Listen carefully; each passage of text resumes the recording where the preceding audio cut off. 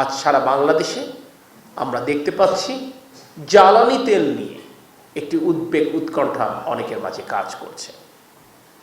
ওই মন্ত্রণালয়ের দায়িত্বপ্রাপ্ত ব্যক্তি হিসেবে আমি আপনাদেরকে আশ্বস্ত করতে চাই, এখন পর্যন্ত সারা পৃথিবী ৮০টা দেশ জ্বালানির মূল্য বৃদ্ধি করলো, আমাদের প্রিয় মাতৃভূমি, আমাদের গণতান্ত্রিক সরকার এখনো জ্বালানি তেলের মূল্য বৃদ্ধির কোনো পরিকল্পনা করেছে না।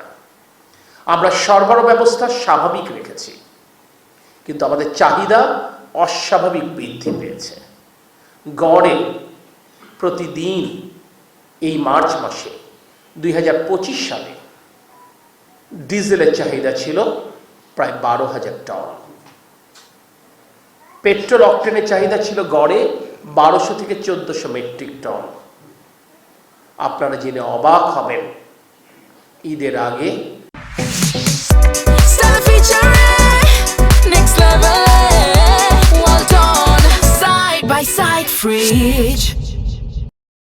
গড়ে প্রতিদিন ২৪,০০০ থেকে ২৫,০০০ মেট্রিক টন ডিজেল আমরা সরবরাহ করেছি, অর্থাৎ সিম্পলি ডাবল।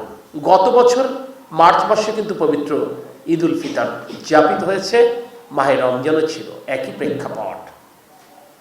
আপনারা জেনে অবাক হবেন, যেই পেট্রোল পাম্প, ঢাকা শহরে যে নাম করা পেট্রোল পাম্প, আমাদের কাছে তথ্য আছে সুস্পষ্ট, যে পেট্রোল পাম্প ২০২৫ সালের মার্চে গড়ে ৫,০০০ লিটার অকটেন বিক্রি করেছে, সেই পেট্রোল পাম্প এখন গড়ে ৯ থেকে ১০,০০০ লিটার পেট্রোল অকটেন বিক্রি করলেও সেই অকটেন ২ থেকে ৩ ঘন্টার মধ্যে শেষ হয়ে যাচ্ছে।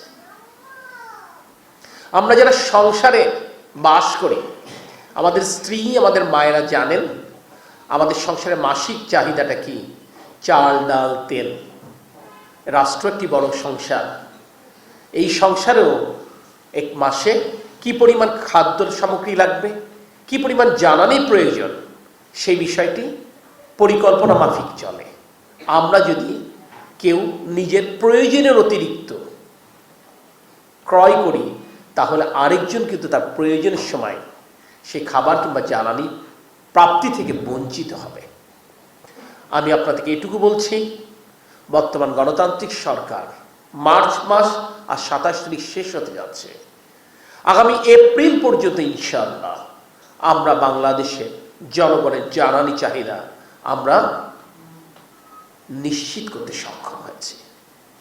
আমরা আগামী দিনগুলোর জন্য বর্তমান সরকার যেটি চায়, আমরা ৯০ দিনের একটি জ্বালানি মজুদ যেন নিশ্চিত করতে পারি, সে ব্যাপারে আমরা কাজ শুরু করেছি। কারণ আমরা মনে করছি এই বিশ্ব এভাবেই কম বেশি সংকটের মধ্য দিয়ে পরিচালিত হবে, এবং এটি একটি নিউ নর্মাল থিওরি। নতুনভাবে এই পৃথিবীর সাথে আপনাকে আমাকে অভ্যস্ত হতে হবে। আমরা এই মুহূর্তে প্রতিদিন বাংলাদেশের জনগণের যেন কষ্ট না হয়। আপনারা জানেন জ্বালানি তেলের মূল্য বৃদ্ধি করলে কি হবে, বিদ্যুতের মূল্য বৃদ্ধি পাবে, গণপরিবহনের খরচ বাড়বে, খাদ্যপণ্যের দাম বাড়বে, অর্থাৎ জীবন আরেকটু হলেও কষ্টকর হবে। করোনা মহামারী, রাশিয়া ইউক্রেন যুদ্ধের পর এমনিতেই এই অর্থনীতি মূল্যস্ফীতির চাপ সহ্য করছে। এই চাপ অসহনীয় হয়ে যাবে যদি আবারও জিনিসপত্রের দাম বাড়ে।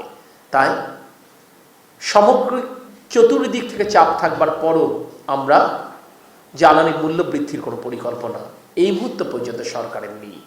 জনগণের দুর্ভোগ যেন কোনোভাবে না বাড়ে, এটি নিশ্চিত করতে যে গড়ে প্রতিদিন বর্তমান গণতান্ত্রিক সরকার, অর্থাৎ আপনাদের ভোটে নির্বাচিত সরকার, প্রায় ১৬৭ কোটি টাকা প্রতিদিন জ্বালানির পেছনে ভর্তুকি দিচ্ছে। এটি আমাদের রাজনৈতিক অঙ্গীকার, এটি জনগণের কাছে অঙ্গীকার। কারণ এই জনগণই ভোট দিয়ে এই সরকার পরিচালনার দায়িত্ব আমাদের উপর অর্পণ করেছে। তাই জনগণের স্বার্থ যে কোনো মূল্যে আমরা সংরক্ষণ করতে বদ্ধপরিকর। নিশ্চয়ই আপনারা গর্বিত হয়েছেন গতকাল একটি তথ্যে, হরমুজ প্রণালী দিয়ে যে ৫টি দেশের জাহাজ চলাচলের ক্ষেত্রে ইরান সম্মতি দিয়েছে, তার মধ্যে আপনার আমার প্রিয় মাতৃভূমি বাংলাদেশের নামও অন্তর্ভুক্ত রয়েছে। এটি এমনিতে অর্জিত হয়নি, এটি বর্তমান সরকারের একটি কূটনৈতিক সাফল্য। আমরা বাংলাদেশের স্বার্থে, বাংলাদেশের জনগণের স্বার্থে পৃথিবীর যে প্রান্তে আমাদের পৌঁছানো প্রয়োজন আমরা পৌঁছাবার চেষ্টা করছি।